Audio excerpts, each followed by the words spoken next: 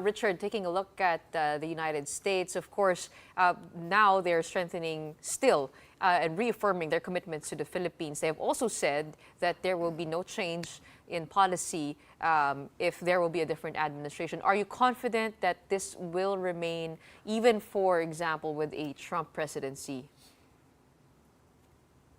Yeah, actually, my concern is more if there's a change of administration in the Philippines, whether we'll see the current trajectory. I think, some people are realistically wondering if once Marcos Jr. steps away and there's someone, maybe another Duterte, whether things will have the same kind of momentum. But as far as the U.S. is concerned, obviously, discussions of a potential Trump return to the office is almost de rigueur, whether in Washington, D.C. the other week, whether here in Japan. I'm sure soon in Europe we'll also be talking about a potential Trump administration. Everyone is already preparing for that.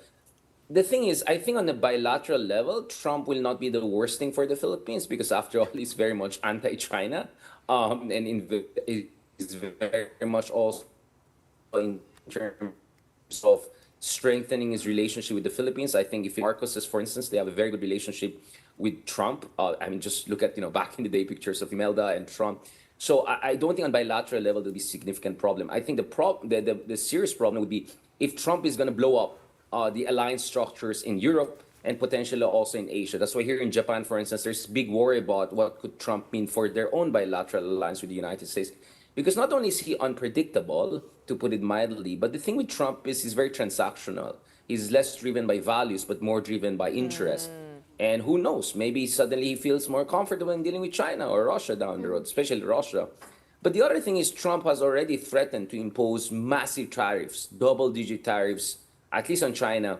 But as you know, all of us in one way or another are interdependent. So if something big happens between US and China, it's going to affect the rest of the region. It's going to affect Japan. It's going to affect the Philippines. So the reality is that although on a bilateral level, I'm cautiously optimistic about the direction of Philippine-US relations because of the Trump-Marcos relationship, because of Trump's, comfort level with, our direction in terms of our China skeptic policy.